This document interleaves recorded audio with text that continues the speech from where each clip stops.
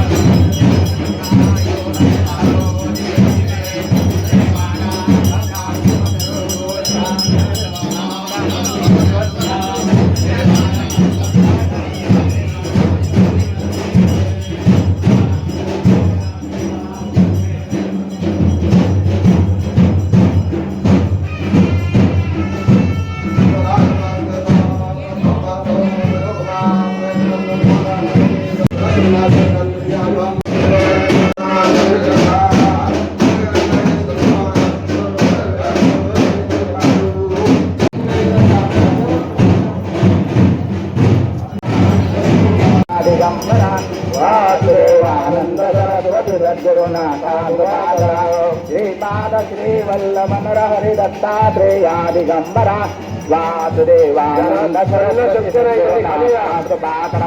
श्रीपाद श्री वल्लभ हरि दत्तात्रेया दिगंबरा वासुदेवानंद सरस्वती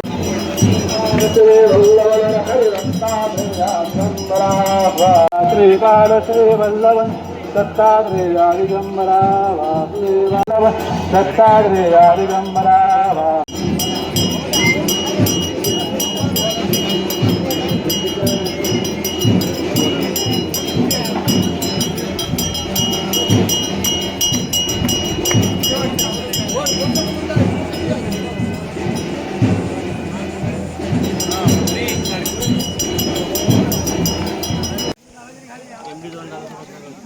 ह्या खाली घेऊन जावं काय घालत्या नारळ पण हे सगळंच नेऊ हो कुठली ह्याला लाईटला डोन लावून घेतलं पाहिजे ना फुटणार होय नाही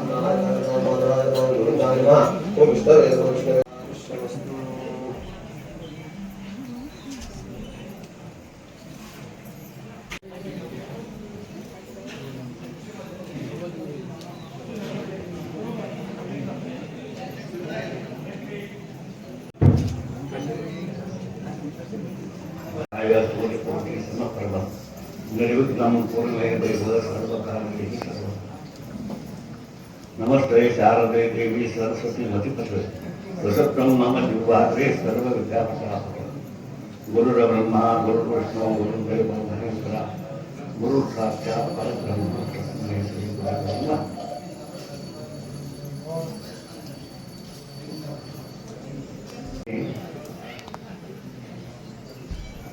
एक अभंग म्हणा किंवा एक गीत म्हणा, सदा संतापाठी जावे त्यांचे जवळी बैसावे, उपदेश तेन देती तरी ऐकाव्या त्या गोष्टी, तेची उपदेश होती तेने कष्ट नष्ट होती, वासुदेव म्हणे संत संग करती पसंत. त्यात खुलं सांगण्यासारखं काय आहे का? अगदी सोप्या भाषेत सांगितलं. सदा संतापाठी जावे, सगळ्याला कळतंय, सांगायची काय गरज नाही. त्यांची जवळी बैसावे, उपदेश तेने देती तरी ऐकाव्या त्या गोष्टी. न समजण्यासाठी काय असतं सांगा. तेची उपदेश होती तेने कष्ट नष्ट होती, वासुदेव म्हणे संत संग करती पसंत. करून सांगण्यासाठी काही अगदी सोप्या भाषेत सांगितलं.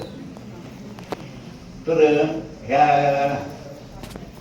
अभंगाच्या म्हणा किंवा गीताच्या संदर्भाला म्हणा, एक प्रत्यक्ष घडलेली घटना सांगतो तुम्हाला. भाषण माहिती आहे का? याबद्दल मला काही माहित नाही. एक गावाचे गुरुचरित्र 14 देवाचं त्याला माहिती आहे बघ. त्यात वासण म्हणतोय आणि आता त्याला भाषण म्हणते. तर तिथे म्हणतात चातुर्मास होता आणि कर्मकांड जिथे कामाला दिल्लीला जे त्यावेळेला लष्कराचं हे होतं, सरकार होतं, त्यावेळेची गोष्ट सांगते तुम्हाला. म्हणजे साधारण 91-92 आसपास.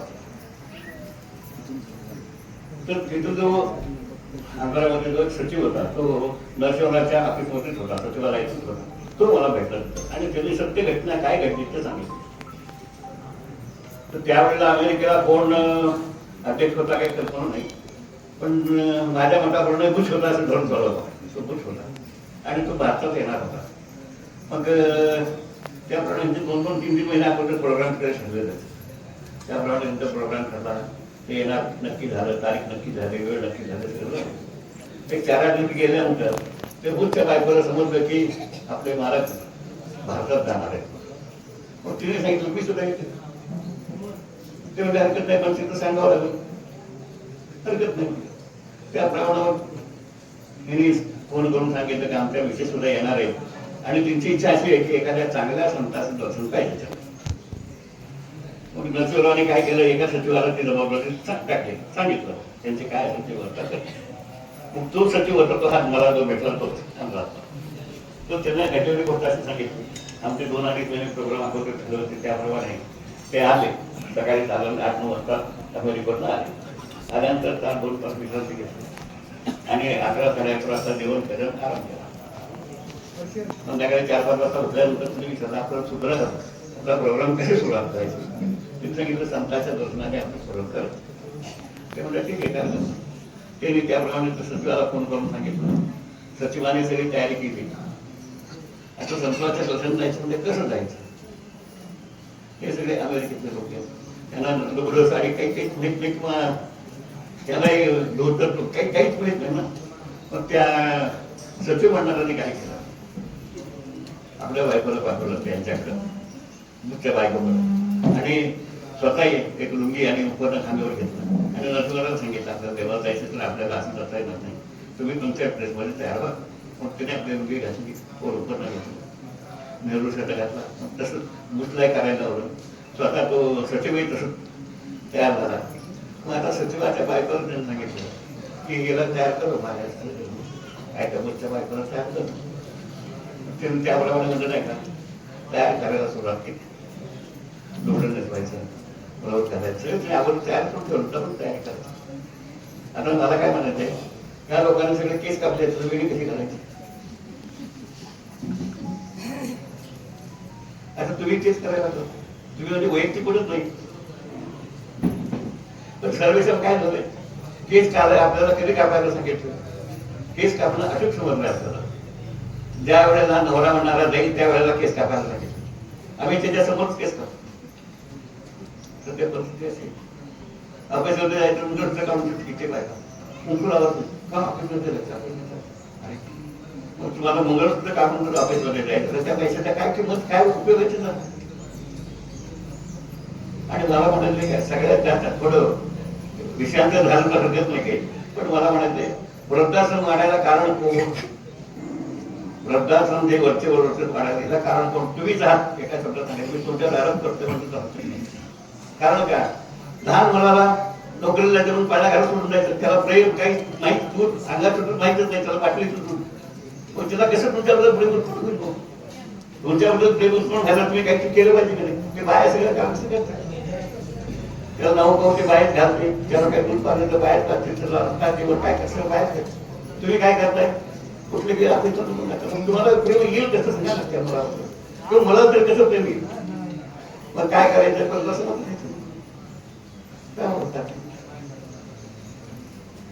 वृद्धाश्रमात जर जायचं नसेल तर मला म्हणाले की बायकांनी नोकरी करावी सर्व्हिस करावी आम्हाला काय होतं काही आमचा पण कोणाला त्याला गरज नाही त्याला गरज नाही याला हवंच म्हणून जे करतात ना त्याच्यामुळे सगळं मिळायला एखाद्या गरीबाला संधी मिळेल तुमच्या आवडतीमुळे गरीबाला संधी मिळेल अशी आता आमच्या मठामध्ये कोल्हापूर आमच्या मठातून सध्या एक 2-3 वर्षापूर्वी 2 जोडपे आले म्हणजे नवरा बायको आणि सून आणि मुलगा. तर मुलगा इंजिनियर सून इंजिनियर आणि सासरा म्हणणारा तो इंजिनियर ठीक इंजिनियर. तर हे सासरा आणि मुलगा बघून नोकरी करत होते. ते सुनले स्वामीच्या मार्गात स्वामी आमच्या मार्गावर सांगा आमच्या सासऱ्या सांगा मला नोकरी करायची नोकरीचा उपयोग काय मला नोकरी ते म्हणजे सासरा म्हणणारा म्हणला आम्ही एवढं कमवलं की 3 पियानं सांभाळायचं काय तू कशाला नोकरी करते. नाही नाही मी एवढं शिकून उपयोग काय मला नोकरी करायची एवढं शिकून उपयोग बोलायला स्वामी म्हणजे शिकलीच कशाला म्हणते शिकलीच कशाला म्हणून मला काय म्हणायचे ज्याला गरज आहे त्यांनी जरूर करावी त्याला म्हणा वेळ आहे त्यांनी नोकरी जरूर करावी त्यालाच मला घरात अडचण आहे नोकरी जरूर करावी. घरात मला काय म्हणजे मुलगा सांभाळणार सासू सासरे असले तर चाललं हरकत नाही नोकरी करा पण तुम्हाला सासू सासरे नकोच येत नाही तुम्हाला चालतच नाही बरोबर आहे का. सासू चालत नाही सासू बिलकुल चालत नाही एखादं सासू फळावर चालत मग त्या मुलाला काय संस्कार होणार टीव्हीचे संस्कार आणि मोबाईलचे संस्कार. बघा एक महिन्या 2 महिन्यापूर्वी मोबाईलवर चालवतात अमेरिकेतले 10,000 मुलं एका सुरात गीता म्हणत होते. एका सुरात 10,000 मुलं गीता म्हणत होते मोबाईलवर आलं जातात. आमची मुलं काय करतात आमची मुलं काय करतात सांगा मेरे अंगण में तुम्हाला क्या काम आहे. ही आपली पोरं ही आहे आणि त्यांची पोरं विषयांतर होते थोडं पण मला सत्य परिस्थिती काय आहे तुम्ही जागे व्हा असं माझं म्हणणं आहे. जागेवर झाले जे होतील ते होतील नाही जिथं नशीब आहे ते पण परिस्थिती कशी आहे बघा तर त्या आता अजून एक बरं बायकांना केस कापायला विचारलं पण केस वाढवायला का सांगितलं आणि पुरुषांना केस काढायला का सांगितलं. पुरुषांनी केस काढायचे आणि बायकांना केस काढायचे का कोणाला माहित आहे का. आणि पुरुषाला केस पाप पुस्तक कुठं पाप असायची जागा कुठे आहे केसाला मुळात नाही केसाच्या मुळात पाप पुस्तक म्हणून आम्हाला ते पाप वाढवून द्यायचे महिना काढायचे आणि तुम्हाला वाढवायला का सांगितलं तुम्हाला पापच लागत नाही. हो 12 वर्षापर्यंत मुलगा असतो की मुलगी असतो तिची जबाबदारी पुण्य करून बापाच्या खात्यावर होते. पूर्वी 12 वर्षाला लग्न व्हायचे लग्न झाल्यानंतर नवरा मग ते पापाचं चुकून नवरा गेल्यानंतर आता केस टाकत नाही. पूर्वी सवड्या बायका बघितल्या का पूर्वी सवड्या बायका होत्या बाई एकही बाई बघायला मिळत नाही का ते बाप घ्यायला कुणी नाही म्हणून ते बायका काढत. आता मला म्हणलं काय सवाटी बायकाने केस कापून हे असं पण तरी पण त्रिवेणीला गेल्यानंतर नवऱ्याच्या मांडीवर बसून नवऱ्याने केस कापायचे 4 बोटं कापायचे त्रिवेणी नव्हे त्याचा माझ्याकडे 4चा विधी आहे तर विधी प्रमाणे केस कापत त्रिवेणीमध्ये ते वेळी सोडून द्यायचे. पण आम्ही कुठे बाजारमध्ये सगळं कापतो आणि म्हणलं मला पैसे देतो मागे ठेवत नुसतं काय नाही असं मला काय म्हणलं तर त्या बुटच्या बायकोनी बांगड्या बिंगड्या घातल्या, बांगडी घालायची हातात, केस मोकळे सोडायचे. द्रौपदीनं केस मोकळे सोडलं, काय झालं मग? द्रौपदीनं केस मोकळे सोडले, झालं काय? महाभारत.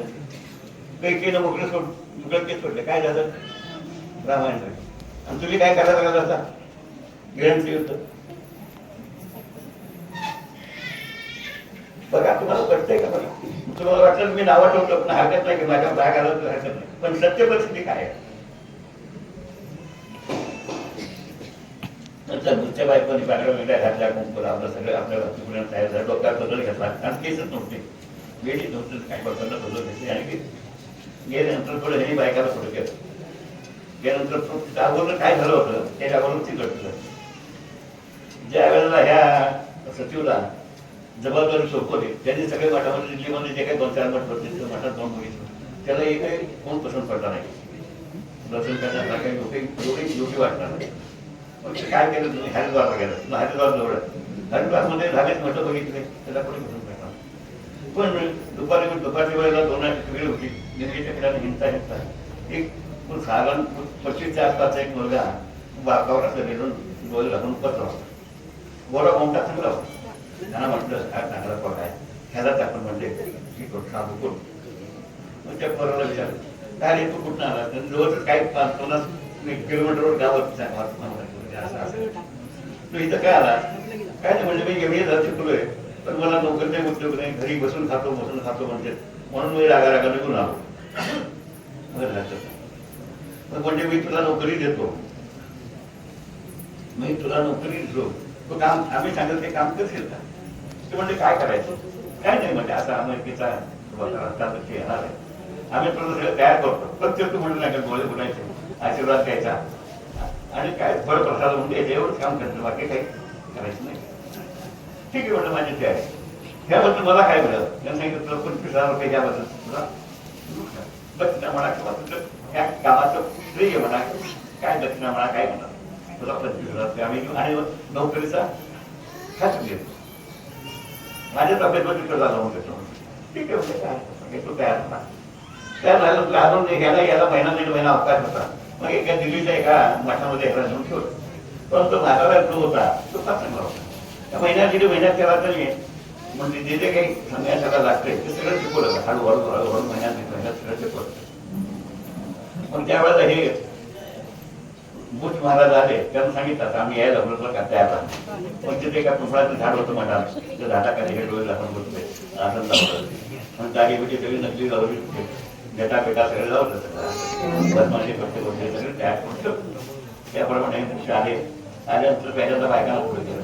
तिने खाली वापरून काय केला, बांगड्या वाजल्या कॅनेट वगैरे सगळं ठरत होतं. आपण नाटकच करायचं त्याप्रमाणे त्यानंतर आशीर्वाद दिला, सगळं गेलं. नोटा टाकल्या पडत प्रत्येकाने काय काय काय काय ते नोटा तुम्ही हात वर असं केलं. नोट फळं होती, ती फळं 2-4 घेतली, प्रत्येकाला प्रत्येक फळं प्रसाद आणि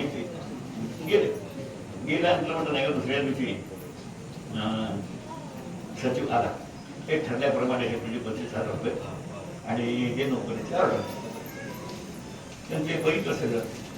म्हटलं मला इथे काय का आपण ठरवायचं त्याप्रमाणे म्हणजे हे तुला 25,000 रुपये आणि नोकरीचे ऑर्डर देतो. मला कोणते 25,000 नको आणि म्हणतात तुमचे ऑर्डरही नको, हे मला नोकरी नको. ते म्हणते त्यांनी एकच सांगितलं, मी नकली साधू झालो तर अमेरिकेचे राष्ट्राध्यक्ष माझ्या पाया पडतो आणि खरंच मी साधू झालो तर, खरं साधू मी झालो तर नको म्हणतो, मला काहीच नको म्हणतो, मी चालूच माराय.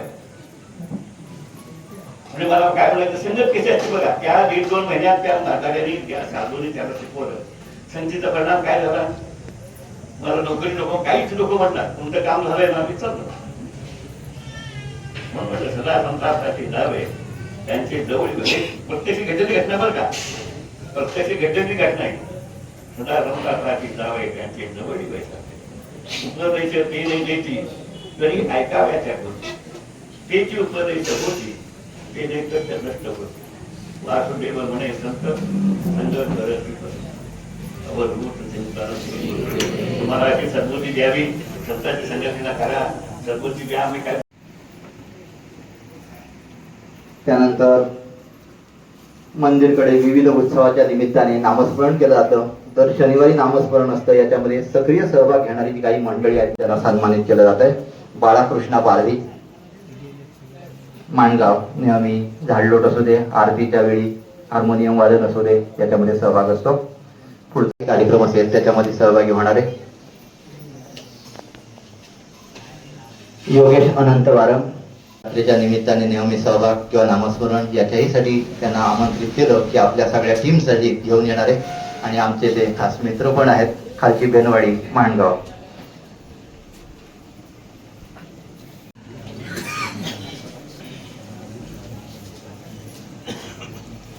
त्यानंतर असू दे चांदीचे दागिने असू दे, दुरुस्ती, पॉलिश, ज्याचं व्हॅल्युएशन किंवा मूल्यांकन करणं फार जबाबदारीचं काम असतं. त्याच्यासाठी तशा प्रकारला त्यातला जाणकार असावा लागतो. तुका म्हणे तेथे जातीचा पाहिजे. तर हे स्वतः सोनार आहेत, जावट आणि सुवर्णकार असल्यामुळे ते मंदिरचं अतिशय विश्वासाने हे सगळं कामकाज करत असतात. त्यानंतर आनंद विलास मेस्त्री सहकार्य दत्त मंदिरसाठी लागतं, तर त्यांना सुद्धा शाल आणि श्रीफळ देऊन सन्मान. चिरंजीव सुद्धा आहेत, भाग्यविधाता वारम किंवा श्यामसुंदर वारम, हेही मदत करत असतात. आमच्या या जोशी मंडळीचे हे सगळे पाहुणे आहेत, परंतु इथे नेहमी सेवेत असतात, तर त्यांना सुद्धा सन्मानित केलं जात आहे. त्यानंतर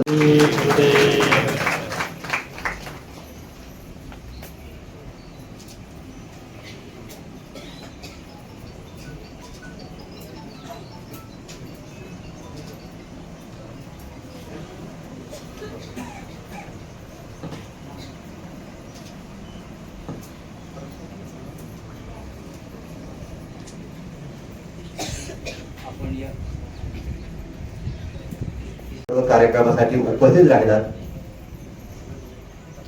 एक फक्त सत्कार जो आहे तो आणि सेवाभावी वृत्ती, ज्यांनी जुनी माणसं आहेत, जुनी जाणती, त्यांना खूप अनुभव आहे की कुठच्याही प्रकारे इतर काही नाही. आणि असे मंदिरात आहे.